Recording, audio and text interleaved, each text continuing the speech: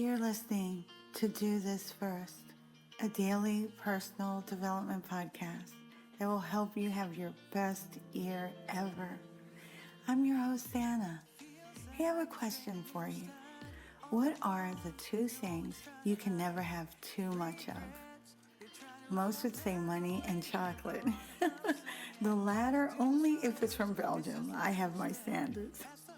But I think most people would say that you can never be too enthusiastic or be too optimistic. However, that is not the case. Extreme optimism can not only hurt you, but also it can thwart you off your path to achieving your goals. I know this can be misconstrued as an unpopular opinion, but there is some science behind the perils of over-optimism. Recently, research from the University of Bath points to lower cognitive skills when a person relies on extreme optimism.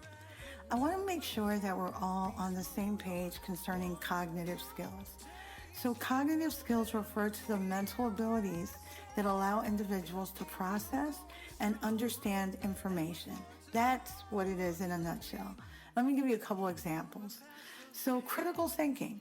Critical thinking involves analyzing complex problems, evaluating multiple perspectives, and making informed decisions.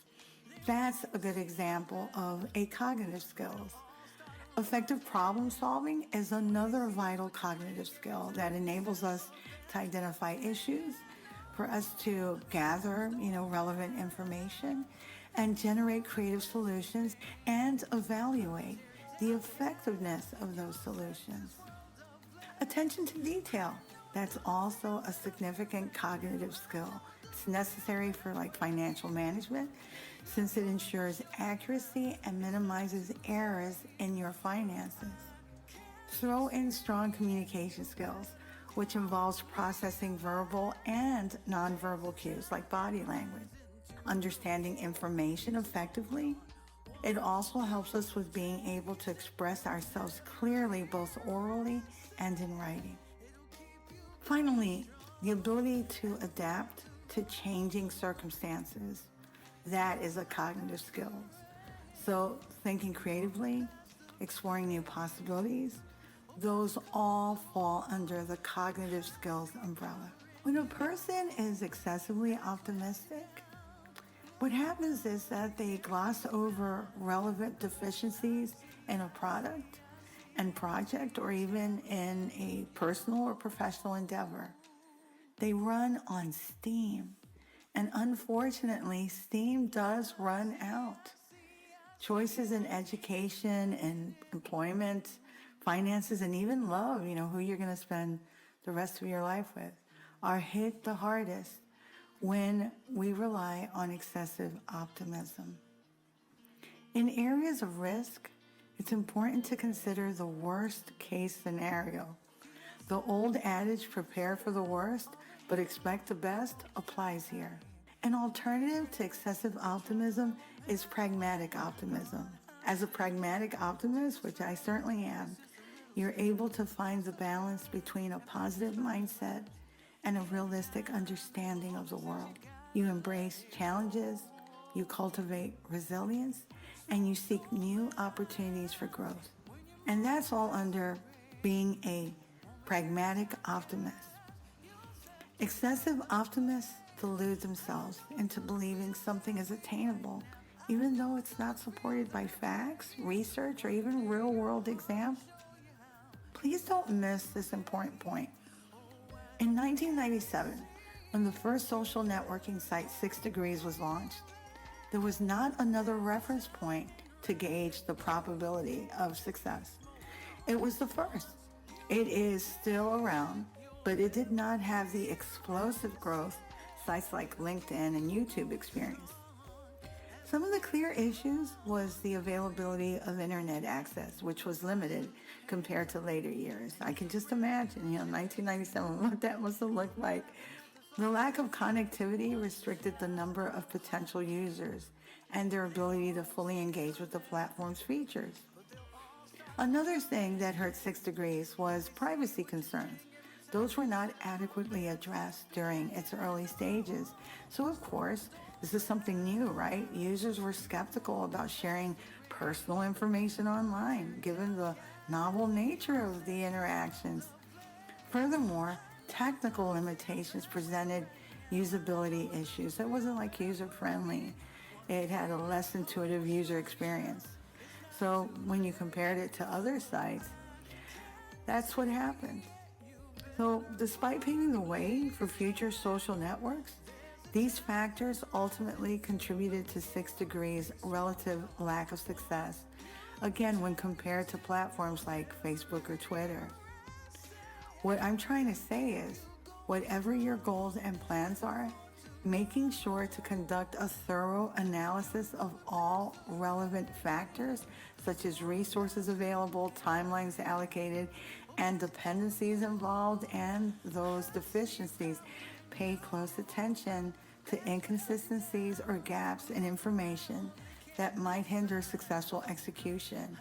Critical thinking skills come to play here. Assess both internal and external factors that could impact your plans or your goals' outcomes. Attention also should be paid to forecasting, those obstacles and risks, both known and unforeseen. That's really important. You should always have a contingency plan, because you don't know what's going to happen, but you can certainly be prepared and look at things from an objective lens. Also, continuously monitoring and evaluating throughout your process will allow for prompt identification of issues and necessary adjustments to ensure your success in achieving your desired goals. That's how you curb excessive optimism, and that's how you win. The biggest issue with excessive optimism is that mostly people downplay or even overlook potential risks and challenges, which can really hurt you. In the summer of 2023, Titan, a privately owned submersible, imploded. It killed 5 billionaires, including a teen. There were critical flaws in the structural integrity of Titan, most likely resulting from inadequate materials or flawed manufacturing processes. The immense pressure encountered at extreme depths caused these weak points to give way, leading to catastrophic failure. This tragic incident serves as a reminder that even with substantial resources, ambition, and optimism, success cannot be guaranteed, not without meticulous attention to detail and adherence to rigorous standards.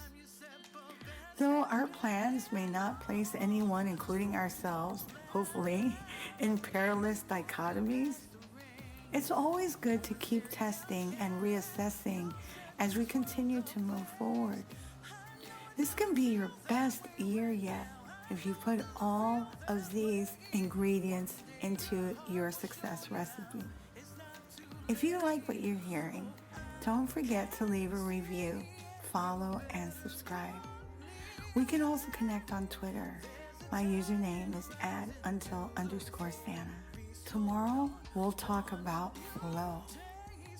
Till tomorrow. You're moving past the rain, moving past the pain, oh, past the color blue. I see power in you, past what held you down. Look around, they can't be found. I see a champion in you.